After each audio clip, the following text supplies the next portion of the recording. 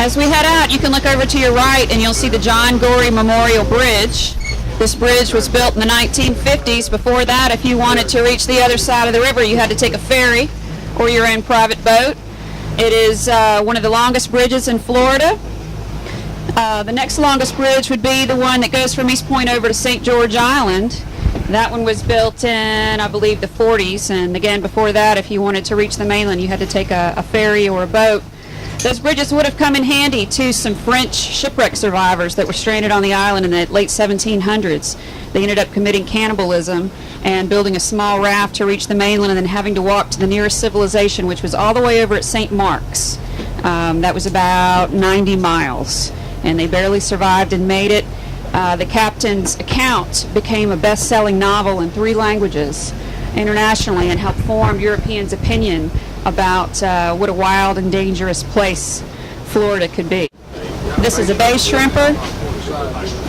Right now they're working right outside the islands right now, and they're doing pretty good on white shrimp.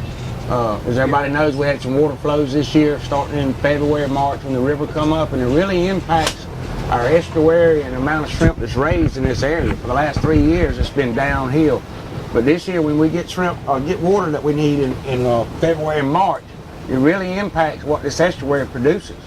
And so, as a result of the high flows in February and March, which same time that your flowers bloom and your birds mate, all this stuff coincides with the ecological existence of Apalachicola and what we do here in Apalachicola as far as our seafood industry. It has a very huge impact on whether this estuary. This estuary is actually a biosphere, is designated by the United Nations.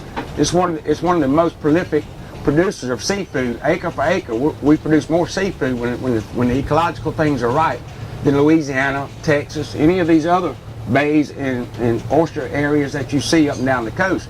Now they produce more because they have more acres. Acre for acre, this is the most productive estuary in the northern hemisphere, and it's all tied to the freshwater flows. The river rises and it brings down the natural nutrients that feed the estuary and the different species that are born and raised in that estuary. So it's critical and it's detrimental to us of having those high water flows at those particular times. At the same time, as I said, your flowers bloom and everything else. That's when we need the nutrients in the river to come up to bring those nutrients down so that our estuary can flourish and provide what it always has. Another critical time is in the end of June and July, which is when we have what we call a big oyster set, which is a microorganism that attaches to substrate in the bay that produces more oysters.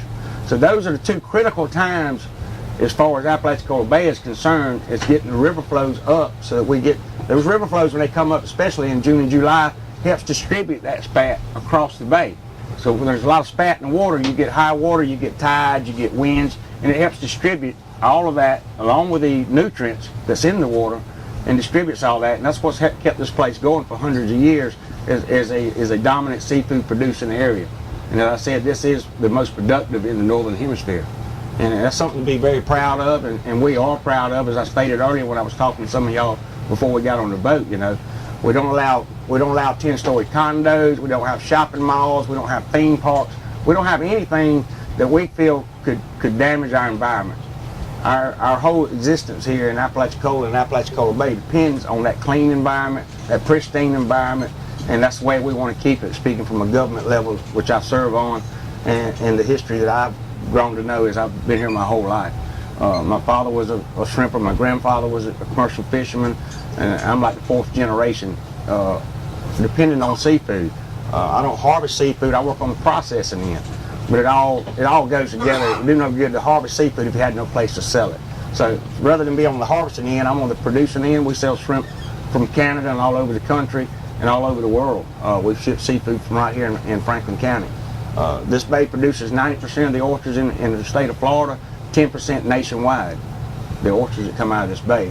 So it's very detrimental, and the people here are very resilient. They'll rebound, and they're going to continue to work and try to keep that heritage going. And what George is wanting to do as far as his river paddle boat is subsidize or augment the economic side of this thing and not have any effect on the environment. And that's the reason the Franklin County Commission passed a resolution supporting getting the Corps of the snagging permit they needed. lo and behold, when the city of Apalachicola passed a resolution and the Franklin County Board of County Commissioners passed a resolution, about 4 days later the permit was issued, as I'm sure you're aware of.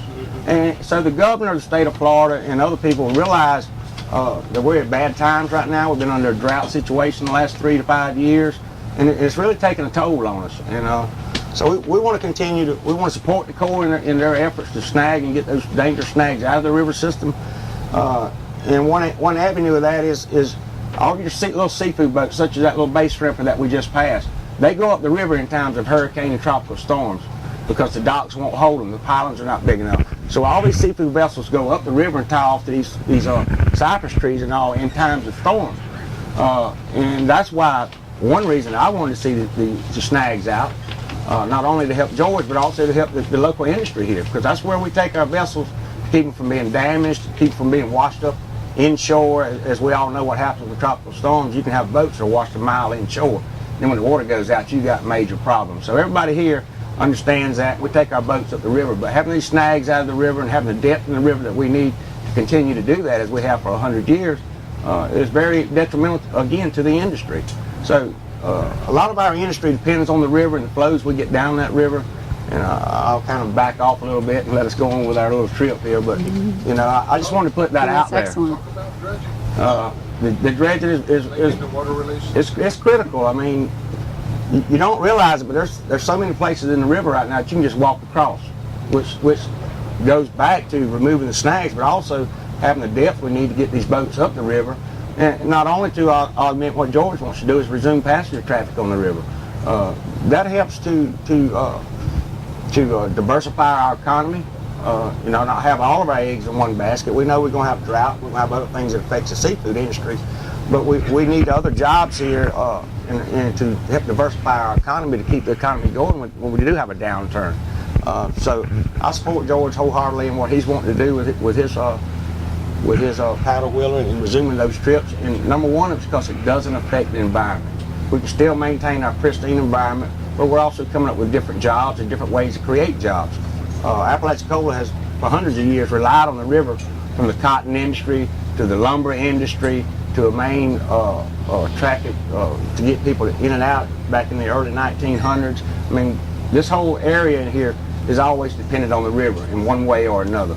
And you know, we want to keep all that going and try to improve upon that. We want to work with our federal agencies and our state agencies to make sure that we can continue doing what we've done here for hundreds of years and keep providing a good, wholesome seafood to all the people in the country that enjoy the seafood down here. It's very pristine. There's no chemicals in it as you would find in imported shrimp. They're wild caught. They have the best taste of any shrimp that I've ever eaten. And oysters are the same way when everything is right. So, you know, we want to continue to do that as a county, as a people that live here. And I've been here my whole life, as I stated, and I support that wholeheartedly. And I will, as long as I'm elected to provide it and speak for the people. What would you say have been the major challenges basically in Franklin County and all of these counties along the coast that rely on the seafood industry? Well, it's, you know, there's a lot of federal regulations that affect, you know, the seafood industry and the commercial fishing industry and the recreational industry. A lot of it, I think, is unsubstantiated. I think the assessments that they do of how many fish are out here in the Gulf, I really don't understand how somebody can go out there and say, well, there's 10,000 red snapper in the whole Gulf of Mexico. How do you actually go out and do an assessment and count every fish in the Gulf of Mexico? And as we get regulations, yeah, and as you get regulations down through the Magnuson-Stevenson Act and how to protect each species, I understand that.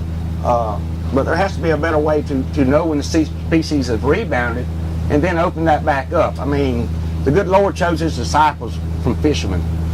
How many thousands of years ago was that? And they're still fishing in the Gulf and in the ocean and your rivers. I mean, you know, I understand the need not to overharvest a particular species, but I also understand that there needs to be a better way of doing an assessment to know when those species rebound, so that you can open that back up to the people where they can actually catch a good, wholesome fish and serve it to the consumer or to their families. So, in regards to the dredging issue, Charles Stover, another woman at Alabama Power Safety Ground. I'm Steve Lightman, and myself that we looked at it. We did a project about 2-3 years ago looking at the common ground between the environment and navigation, because there's a lot of ways to do navigation, and just because of the way when they did it earlier caused problems doesn't mean that's the only way to do it. And so working with Tri-Rivers and with Riverkeeper also on that project, that we did sort of the initial part of the project of looking at from having no dredging to full project. And right now we're sort of searching for funds to do the intermediate ranges so that we can talk to the state of how do you do a project that would both encourage getting the more flow, which you want, Commissioner Parish, and would have a net benefit to the environment. And you know, you can't dispose without any damage, but this is an alluvial river, and so if we can keep within the capacity of what the river can accept and do, that there is a common ground. But that's something that we're going to be looking into. You know, I actually think if we could get dredging resumed and dispose of it in a place where, say, your concrete plants or people could actually use the sand and remove it, and it can be utilized to economically benefit other industries and create more jobs. Well, some of the problem is the places you're dredging are very remote, and moving the material economically to be able to be used is not as easy. It sounds good, but you can't always do that. But I know a lot of the material was removed and used over here to fill in where the Apalachicola where the Franklin County Consolidated School is. Right. Up there around the Brickyard area. They went in and got that sand that the Corps dredged up. And those are the type of things that I'm speaking of when I say, you know, I think there are ways that some of the sand, right. Now, some of it can be used, but some of it, to be honest, cannot be used just because of the remoteness. It would be so expensive to move it. It would be prohibitive. And there seems to be more sediment coming down the river. It's actually filling in the mouth of this bay right here because it's not being removed further up the river. If you Google it and look at maps from 10 years ago and look at maps of the mouths of these rivers right here around this bridge, you can see where they're filling in. The whole bay is starting to fill in north of the bridge here from the sediment that eventually washes on down if it's not removed further up the river, and thereby clogging up creeks and stuff right here at the mouth of this bay, and changing channels and other things. And so there's a way of working together to we're looking for find the balance that you're looking for, to try and find that balance, and to try and look at it so that they can talk to the state about possibly resuming dredging, but doing it in a way that's much more sensitive to the environment. And these are some of the issues that I think the Corps is here to listen to this morning, and I agree with you. I think we can find a balance. If there's areas that we can potentially deposit this sediment in certain places where it can be utilized by a number of different industries or public entities, or you know, there's ways I think we can do it, because I think we're going to have to dredge. Yeah, we're going to have to find a balance. George, I want to thank you and Betty Webb for arranging us to come to Apalachicola, and this winds up the tour.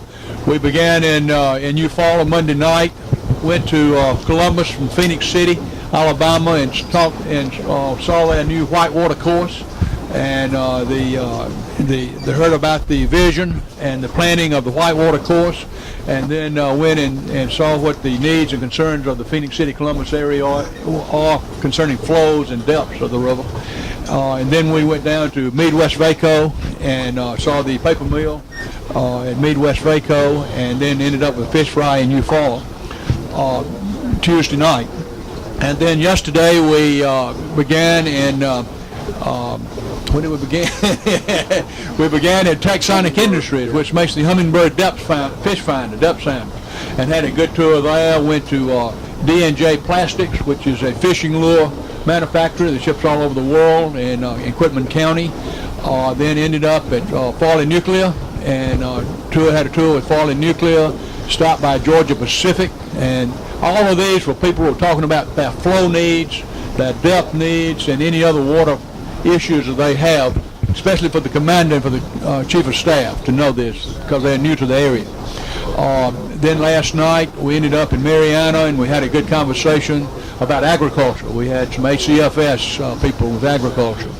And this morning we got up and delighted to be in Apalachicola at 9 o'clock. And it was a beautiful drive, and it's a beautiful day. And George, we appreciate this very much, my friend, and looking forward to Betty Webb at lunchtime. I think we'll end up with Betty there, and I would appreciate that. Wynn, you want to? You're the girl. Real quick, we're going to turn around. I'm going to spin the boat, and Augusta's going to kind of give you a view of what you're looking at. Okay. Where do you want to start? Up the front as we Okay. turn around. We've got St. Vincent Island over this way. That is the entire island is a national wildlife refuge, very special and unique place. And then the next barrier island that you see after that is Little St. George Island. That is a state reserve. It was originally part of St. George Island. St. George Island at various times was either one whole island or a chain of 3 to 4 islands when the tide would wash over some of the narrow parts of the island. One of those narrow parts was cut through in 1957 to create the Bob Sykes Cut to better enable navigation in and out of the port of Apalachicola. And there's a shrimp boat that just passed through the cut straight ahead. Then you have St. George Island, which is 28 miles long. It is home on the eastern end to the St. George Island State Park, which was rated in the top 5 most beautiful beaches in America this past year. And then east of St. George Island, which you cannot see from here, but it's out there just over the horizon, is Dog Island.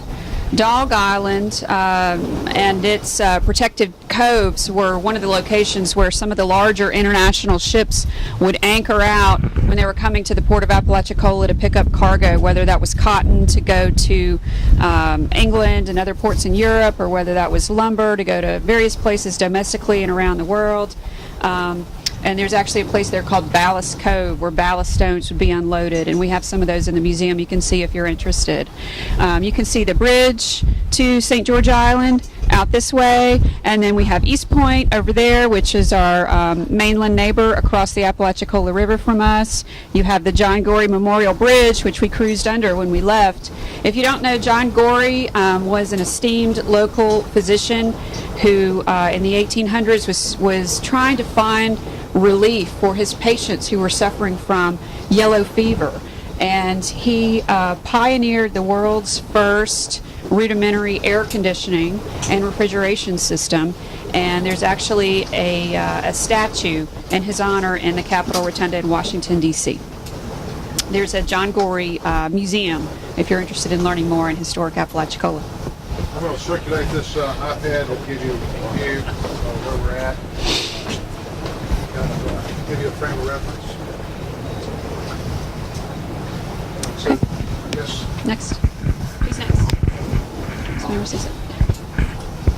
Billy Houston, I would like to thank you for this putting on this ACF tour and Tri Rivers, and I thank Billy Turner for joining us, also formerly the chair for ACF stakeholders and introducing us to this. Also, George, I thank you for allowing us to join you on this visit and this trip. I think the beautiful Apalachicola. I've been here once before, and I just saw it inside of a courtroom, a field house, or something like that. So it was a little more interesting.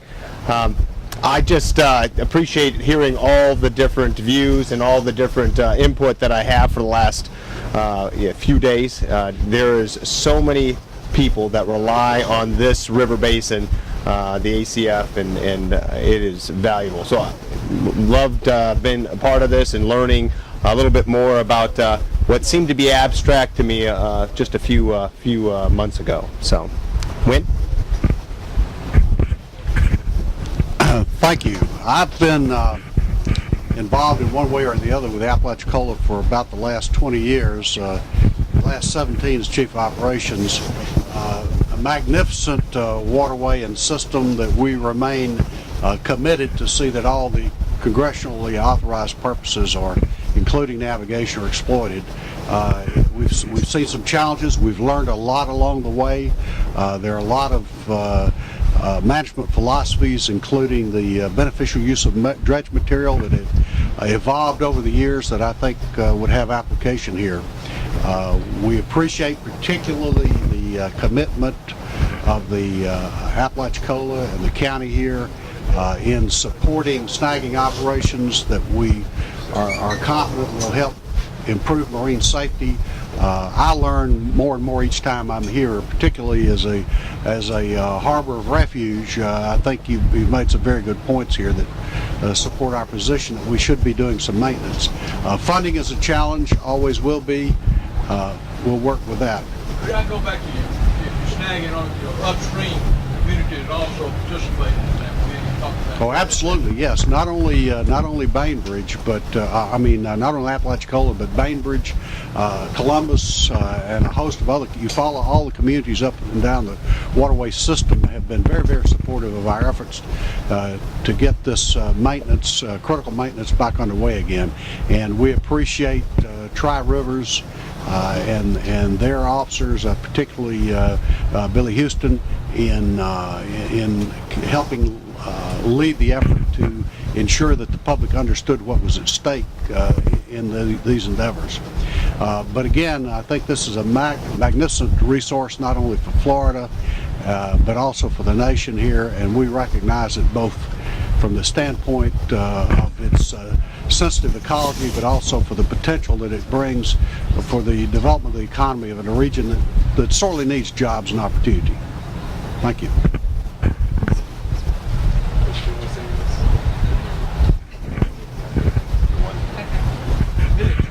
ACFS stakeholders. Oh, great.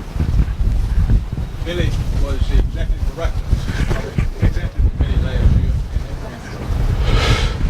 Well, ACF stakeholders is a group of people that got together about 4 years ago. A small group started it that kind of represented people all up and down the ACF basin, and about 150 companies and individuals that joined initially.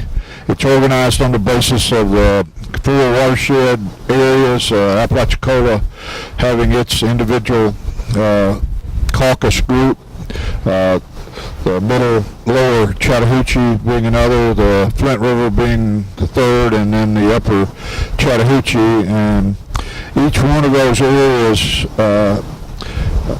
selected from the 150 or so members people to represent them that represented all types of water uses. And you have a group of people here in Apalachicola, 16 members, which look at your particular interest. The people from Metro Atlanta, Upper Chattahoochee area have a group that represent them. Within that 16 members, they're supposed to have members that represent each type of interest in that basin. So we have identified 14 different types of uses of interest, and seafood being one in the Apalachicola area as one of the interest groups. Navigation is an interest of Apalachicola and Middle Chattahoochee group, essentially between Columbus, Bainbridge, and the Apalachicola. So there are all those interest groups sitting at the same table. We have an organization that's made up of 16 members from each basin times 4, so that's 56 members that are on the governing board. Billy's a member, and we vote by consensus. So one person disagreeing can mean that we don't move forward. So we have to find a solution that all 56 people can live with in order to keep our proposition moving forward. We've raised about $1.5 million. We have had consultants working for us that have gathered all the information that is needed to look seriously at the issues in the basin. One of the recent studies that was added was a hydrologic model of the Apalachicola Bay. We have a consulting group in Florida, Athens International, that is evaluating the data that will be developed from that hydrologic model to try to identify more clearly what the impact of the freshwater flow on the river is on the ecology of the bay. So it's a program been going on for about 4 years. We hope that we can conclude with what we call a sustainable water management plan, something that will sustain the system for all of its uses going on into the future, and that it is something that everybody can live with.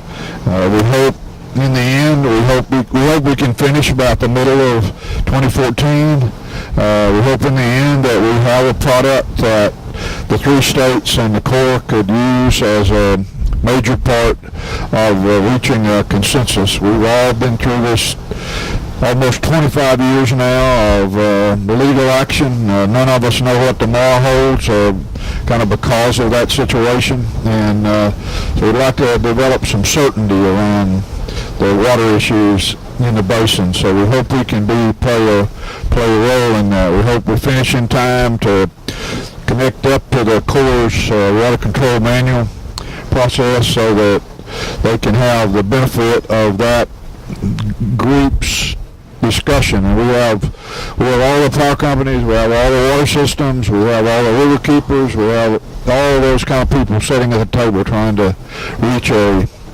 mutual decision. And I've served as chairman of it this last year, and I'm glad my term's over. Kris can maybe talk on the water control manual. She will be directly involved with that, and how important that is, especially as you say. So, as you all know, we are going through a process to update the water control manual. The last time the water control manual was updated was in 1958, when the first reservoir was put into the system.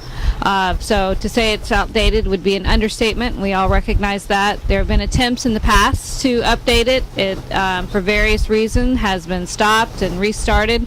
So this is our effort to get to the goal line this time, get it across, and provide a product that is both useful and defining of the system, so that we can maximize the benefits, minimize the impacts, and hopefully provide a system that meets the majority of the needs. I think we can all agree that not one person is going to be 100% satisfied, certainly not everybody, but we want to not only be able to provide as much as we possibly can to meet those needs, but we are going to, as Colonel Chychka has said in various forums, follow the law. That is our charge, is to look at the authorizations, the current authorizations on the system, and implement those to the best of our ability under the circumstances that we have. So currently we finished up the public scoping process back in January of last year. There was an opportunity for everyone to provide input to the scoping process, what your needs, desires, and non-desires, if the case may be, to the team, so that we could consider those. The public scoping closed in January, as I said. We provided a document in March of 2013 out to the public that summarized and actually in totality provided the public scoping comments, and we are now going through the alternative formulation process within our office, including our vertical team all the way up through headquarters. The alternative formulation process is where we identify the reasonable alternatives, an array of alternatives, and evaluate each and every one of those against our authorizations, the requirements, feasibility, etc. of each of those alternatives. We anticipate providing the draft water control manual and the associated environmental impact statement in the spring of 2015, so about 18 months from now, and we look to finalize the document and have the record of decision signed in winter of 2016, January, February timeframe of 2016. The draft documents will be the public's next opportunity to provide input, and certainly we encourage all of you to provide that input, provide your comments, your concerns, where you think we've got it right, where you think we've missed the boat, no pun intended, etc. At that time. And we have a legal obligation to evaluate each of those comments, to respond to each one, and provide that response in the final document. So you will be able to see what exactly we did with your comment and how we address in the final documents. So that's where we are. It seems like a long process. I know from my experience on other watersheds, it is an aggressive schedule. We're seeing that on the Alabama Coosa Tallapoosa, kind of the sister project, ACT, right now. We just closed the public comment period on the draft documents in June or July. I forget the exact date. It was before I actually got to the district. And we received over 2,100 pages of comments on those documents. So we anticipate that much or more on the ACF. And we just look forward to your participation and your input. This process cannot be successful without it. I'm sorry? Oh, absolutely. Valuable. All valuable, exactly. So. One of the things we found, so many stakeholders, they came into being almost after the 1958, the last water control manual. So a lot of their investments and a lot of what they do is hanging out there without really any authority. And so, the big interest is them is to find out what flows and depths they need, and they're trying to work in some way to get protection on that.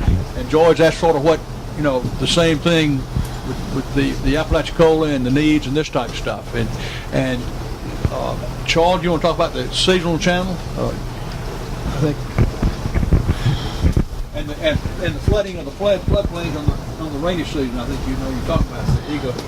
Yeah, one of the issues that came up we had to deal with early on is obviously there's not enough water, not enough storage in the basin to maintain the channel in the way it was originally thought of. A 9-foot channel being available most of the time. That's without a doubt not going to happen.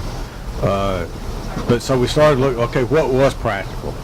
And we looked at a plan to augment navigation when navigation was close to being a possibility. There's no point trying to release a huge amount of water if you're not going to achieve the channel that you want. So that was part of it. It becomes a seasonal issue. Times when you can have a channel and there's times when you won't have a channel. And we also looked at, because we know that there's only a limited amount of water available, we restricted the amount of water that we supplied to that navigation so we could limit the impact on upstream reservoirs. Because you realize to make this issue work, you got to have something accessible to the impact on upstream, as well as achieving a usable channel. Now the other issue was working with Tri River, just backing up a bit here.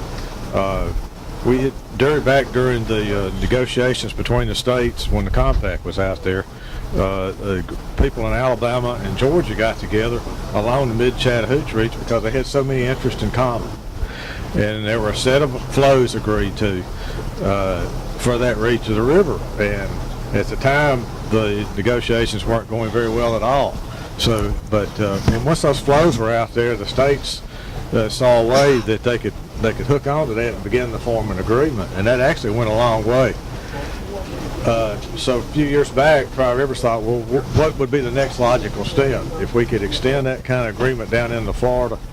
And to do that, we felt like we had to talk to the interests who had been obviously opposed to navigation and bring them into the picture. So we worked collaboratively with them. Steve actually worked with a grant from the USDA through the Apalachicola the Riverkeeper, and Alabama Power provided our work through the Tri Rivers. So, and we worked on that study. It turned out to be a much bigger effort than we originally anticipated. We eventually got it done, and we had quite a large report documenting that. We presented that to the Corps and got a good reception because we looked at a lot of things I think quite frankly, they hadn't been able to look at before. And I'm optimistic and that those ideas will make it into the evaluation that's now being done in the manual. Obviously, that was a first step, and so we've now rethought the process and are trying to look at some more detail on exactly how much dredging would have to take place and where that would be. Being sort of a volunteer funding, and we're much smaller effort than what Billy's doing, and in orders of magnitude less than what the Corps is able to do in the manuals. We're just trying to develop the idea enough to where it can be a catalyst to move on with some of these difficult issues. And look, with the industries and municipalities, I mean, that's what their needs are. And of course, one of the things which we found out, if you get in the right range of flows, those flows can also inundate the floodplain. So if you try to over dredge, you end up with way too much material, and you get, and the way the water balances out, there is a kind of a sweet spot in the whole system where you can achieve a multiple of these objectives. Certainly not everything everybody wants all the time, but at least you can restore a working system again, which is primary our objective. Let's pause for just a second. All right. So my name is George Floyd, and besides being captain, I turn that over to Pete for a moment. I'm the founder of the Maritime Museum, and have had the great pleasure of coming back to my hometown to focus on a renewal and revival of a maritime heritage history that for me goes back to 1842 when Samuel Floyd arrived here as a stevedore aboard one of the standing packet ships of the day.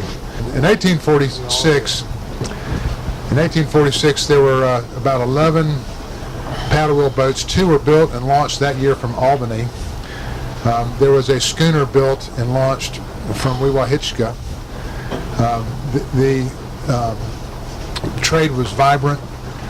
The interesting element of it was with the roughly 240 ocean-going ships of trade in that era, the cargo capacity of those was roughly 30 times that of the paddle wheel boats.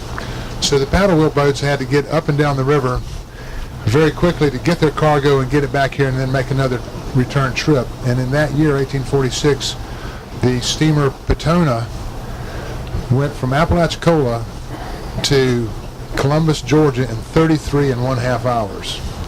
An amazing record. And that was the fastest boat of its time.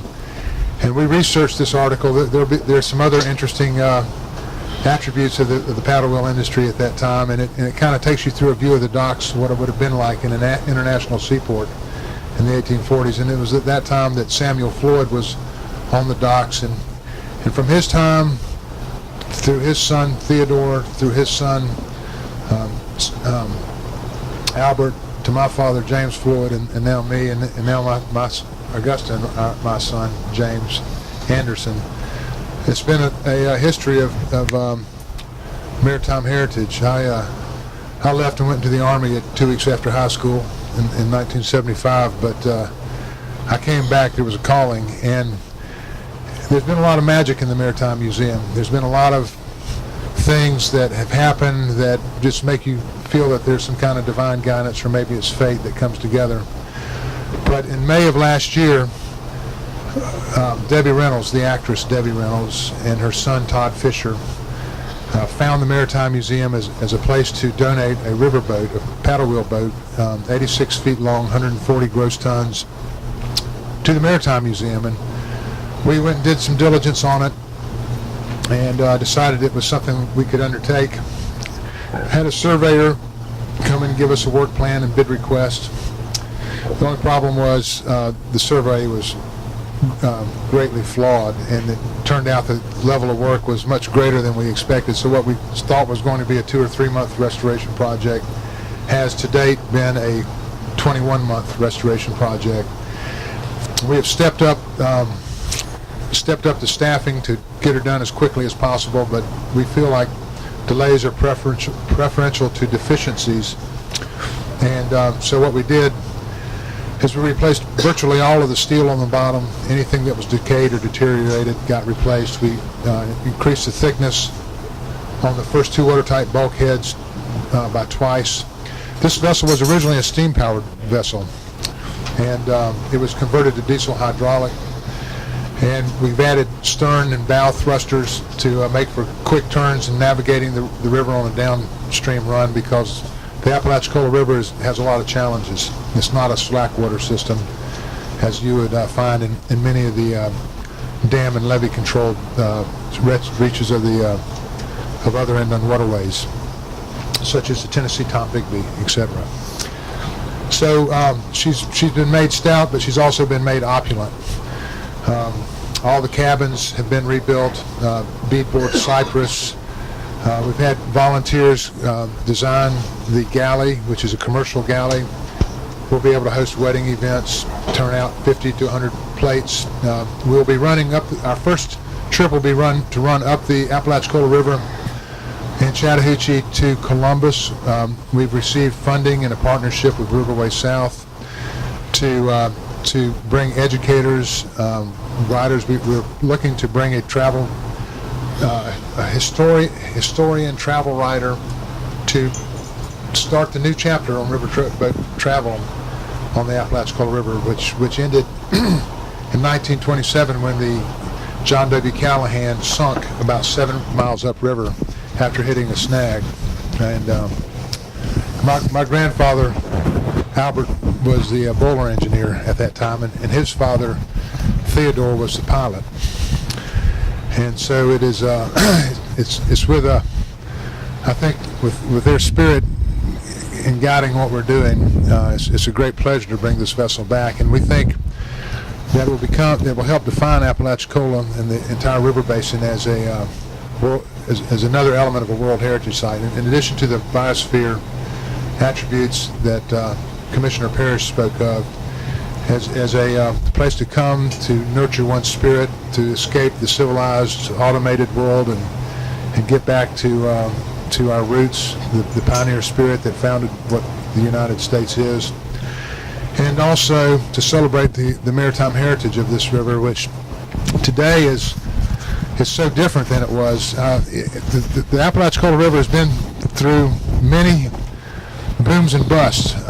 Going back in time, and Augusta could tell you more about this, following the cotton era, which reigned for probably 50, 60 years, and finally ebbed, there was a lumber industry following the Civil War, cypress milling and lumber. Apalachicola was a sawmill town.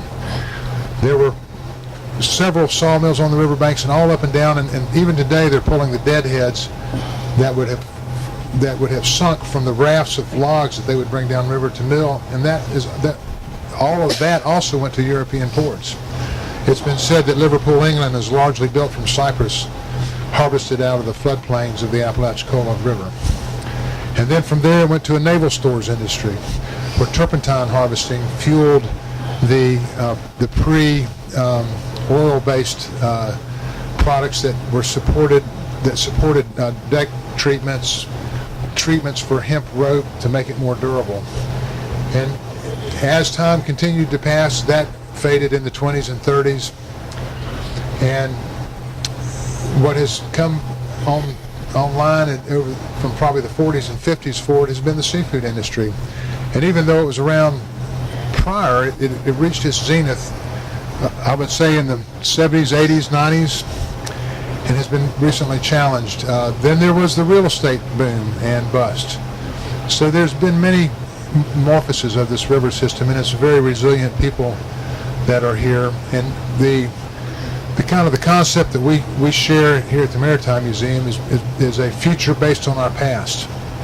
The paddle wheel boat is a big piece of that, with increasing interest in river transportation from the European rivers such as the Danube and the Seine through South American rivers such as the Amazon, African rivers such as the Congo and the Nile. So too that in the U.S. the river boats of the Mississippi have demonstrated that there's increasing interest in this, and maybe this is one of the new opportunities that we will spark with the arrival of the Jean Mary. And I'll also tell you that on the passage over, she'll be coming around through Lake Okeechobee and making a 250-mile passage across the open Gulf with 2-foot freeboard. That's going to be a matter of timing to catch a good steady calm. So if she sinks along the way, she'll sink as the Jean Mary. But if she makes it to this dock right over here at Apalachicola at the Maritime Museum, we are going to rechristen her with a new name, Samuel Floyd. and that to celebrate the family heritage. As you came through town today, perhaps you passed the only red light in all of Franklin County, and that's only been there for about 5 years. There's two very large oak trees in a 3-story antebellum home. That was the home that my great-great-grandfather Samuel built. And those oak trees were planted by my grandmother in 1907, and after she had met my grandfather on the John W. Callahan, when she was coming down to Chattahoochee to go visit her sister in Quincy, who ultimately met my grandfather, came down here, and my father was born in that same house, and so we came across that when it was being auctioned off by the bank. It was about to be bulldozed. We were fortunate enough to save that and have started renovation. So it's a calling, but it's an opportunity, and it goes way beyond me. It's people like Commissioner Parish and a lot of the multi-generational folks in our region that rely on this river and are seeking to morph to find new economic opportunities to sustain a growing population and economic diversity. So it's a lot of challenges, and it requires a lot of new ways of thinking about old things. And so on this little trip today here, it has been a great pleasure to hear the comments and everybody, where the people are coming from, and how the interests are in preserving and protecting while creating economic opportunities. Because one thing that I believe, again, Commissioner Parish, I like to call on him since he's such a good spokesperson, is that someone who makes a living from the environment, as the seafood harvesters and processors do, are going to be your most enthusiastic supporters of protection of that resource. And those who make a living from a resource are the most vibrant and knowledgeable protectors. And I think that is what we have here. And it's an educational opportunity throughout everybody up the basin, all through Eufaula, through Columbus, through Lake Lanier, all the way up to where this river begins, just off the Appalachian Trail. There are new economies, there are new ways of thinking, and it's up to all of us to plot that course for the future. And appreciate what everybody's doing, and I'll turn it over to Augusta just for a moment here to kind of give you a quick update on where we're at and what you're looking at. And it's 10:30, so we'll be heading off to luncheon shortly.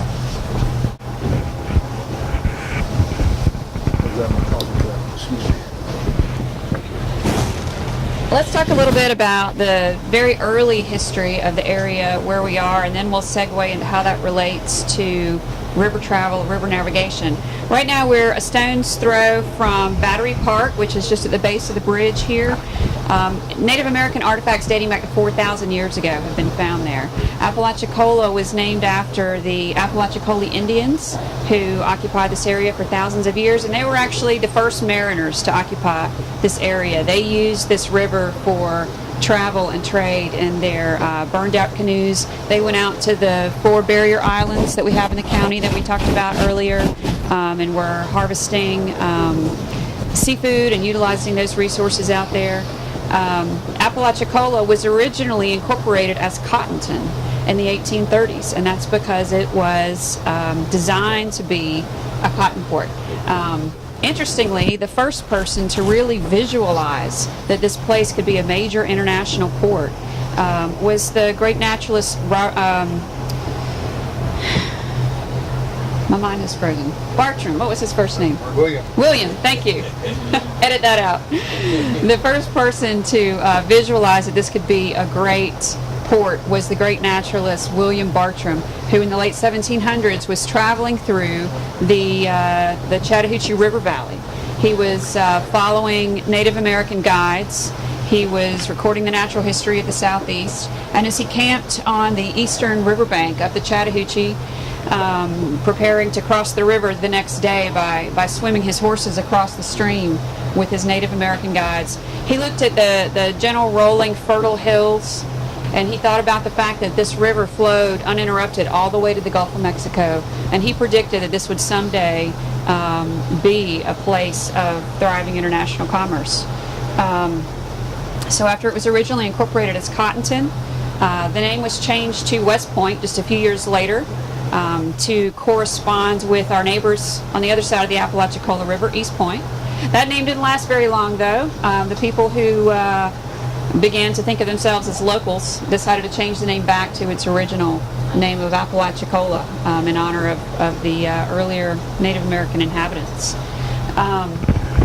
One of the interesting things that you can see in town outside of the Maritime Museum is what we call the Trader's Canoe, and that's at the Center for History, Culture, and Art. It's in one of the last two standing original cotton warehouses that were built by Irish labor in the 1840s. It dates to between, I think, 1780 and 1830, and it was an interesting adaptation of Native American burned-out canoe technology combined with frontier, more advanced long canoe style boat technology, and that was used to transport goods up and down this river. I'm sorry? He wants to know what time it is. 10:40. We were very well sometime around, I think George talked to about 11:15. Okay, good. All right. We'll turn around No in time problem. to get back if you wish. That- at 11. To be Yeah, 11. we meet Okay. Betty at that time. I'm having to do this whole trip. Okay. I'm sorry, guys. All right. No, you're I fine. misunderstood you. Okay. We can turn around now and mosey back along the waterfront. Yeah, let's do that. Excuse me for interrupting. No, no problem whatsoever. Want to make sure we get you back in time. So paddle. What kind of trip do you envision when you get the boat ready? The trips we envision on the paddle wheel boat, but our first objective, our premier driver is to resume commercial traffic to Columbus, Georgia. And of course, even in 1846, there was a time of drought in the autumn months such that riverboat traffic was not possible. It will be time to fit the weather window, and so we'll have to have somewhat of a surge of water. We expect that to be about a week-long trip, even though the Petona made it in less than 2 days. We're going to take a little bit slower course, and our objective is to have educators, writers. We've been speaking with an author to pick up on the new generation of riverboat travel. And so that will be our standing legacy trip, and we'll do that whenever and wherever we can make the opportunity. We have a 10-page list of people that are lined up and ready to go on. We haven't done any bookings yet. We want to make sure it gets to the docks before we book anything. And but beyond that too, we will be doing trips out to the out islands. St. Vincent Island is a national wildlife refuge, and there's an area that's known as Tahiti Beach because it's a palm-studded beach. So we'll do a day or two trips out there with folks where you'll be able to go aboard from the gangway at night onto the island and tour around. We've been coordinating with the refuge manager on that. Little St. George Island is a state park. Dog Island, Ballast Cove is a traditional anchorage. All the way over to Carabel and other nearby ports as far away as St. Mark's, etc. The boat will handle 12 passengers in the Hurricane deck, or in the Texas deck, which is where all the cabins are located. And it will essentially be like a bed, boat, and breakfast, a B&B. Where all the meals will be catered in a commercial kitchen. And so when you sign on, all the food's provided. We will probably carry an excursion boat on the hip. And it should be a icon to complement the other iconic elements of Apalachicola, the shrimping fleet, the oyster fleet. But the thing that we're most excited about is the big upriver trips, and we hope that this may spark a rejuvenation, a revival of that type of river travel, where which runs at the high end of the spectrum, all the way down through the lower end of the spectrum, which are the paddle trips that we do and support. So time will tell. It's certainly been a big investment, and but it's also been a calling, and I wish it was here so I could take y'all for a ride. So everybody's got a rain check when we come back, and if anybody happens to be over in Jacksonville, she's on the marine rail there, just inside the jetties on the St. Johns River North Shore, a place called Mayport. Very supportive shipyard operator, and virtually all of our staff at the Maritime Museum, a lot of Franklin County natives are over working on that vessel. 2 weeks, we go to work 11 days on, 3 days off. And during those 11 days, it's often 10 and 12-hour days. So it's been a very dedicated crew. And when you see her, I think you'll see the level of opulence that we're seeking to achieve. And when we go back into the museum, in the center alcove is a history of steamships display. And take a look at the Pactolus, and you'll kind of get the feel for what these boats used to be like. They were the high end of travel, and as the steamboat era came to an end in the 20s, late 1900s, 20s, and 30s, they were the main product for revenue was passengers, because it was the way to travel. You could be on a rail, on a train car, but in those days the train cars would have plumes of smoke and ash, and it was not a pleasant experience as much as traveling on the river. It was kind of the high end, and so looking at lessons of the future when looking into the past, we try and learn from those examples and what made them successful. Augusta could tell you a lot more of this. She's done a lot of research, but there was a time when the Apalachicola was the subject of regular articles and commentary in the news journals of Paris and London, when the Rebecca Everingham caught fire and burnt on the Apalachicola River. And what year was that? Quiz. Sometime back in the 1800s. It was in the Cotton era, 1840s or 50s. It was a tragedy that was written about in the New York Times, in the in the journals. Yes, it was. This was the third largest seaport in the Gulf of Mexico, and a major supplier of raw materials to the Industrial Revolution. And we hope that we will be bringing tourism from Europe. We really want to bring a lot of those Chinese here, have them spend the yen, and help us offset that balance of trade, and then send them home.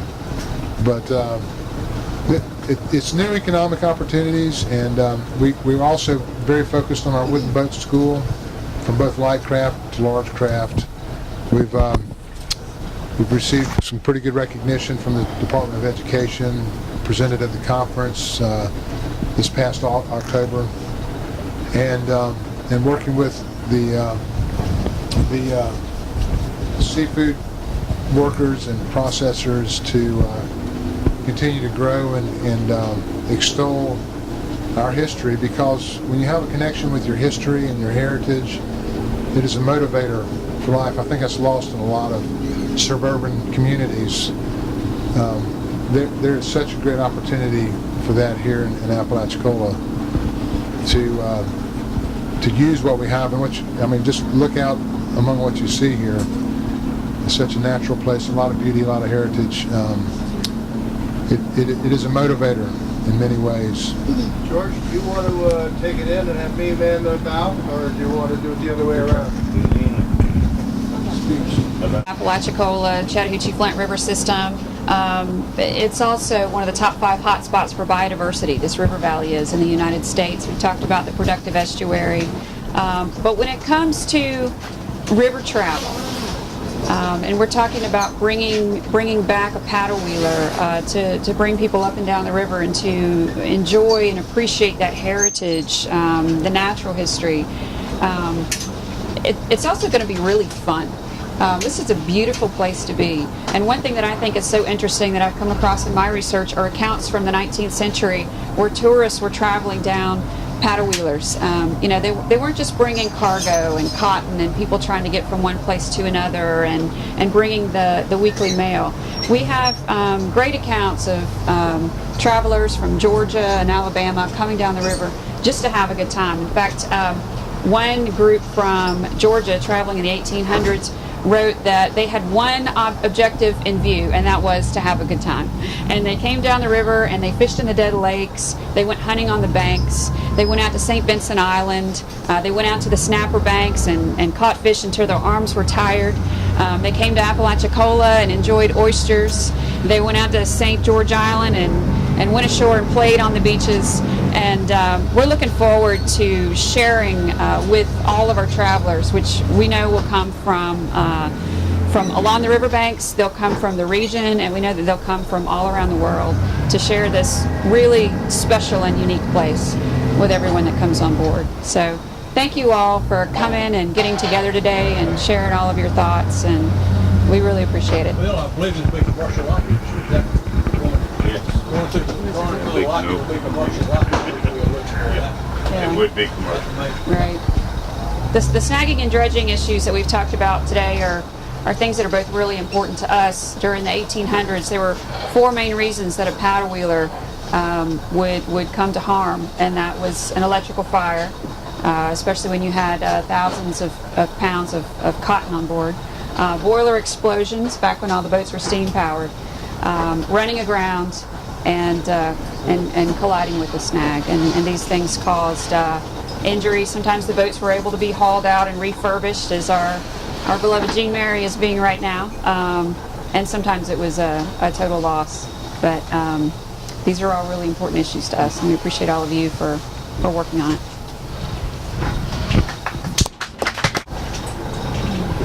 You going to join us at Betty's, George? I am. Good, good, good.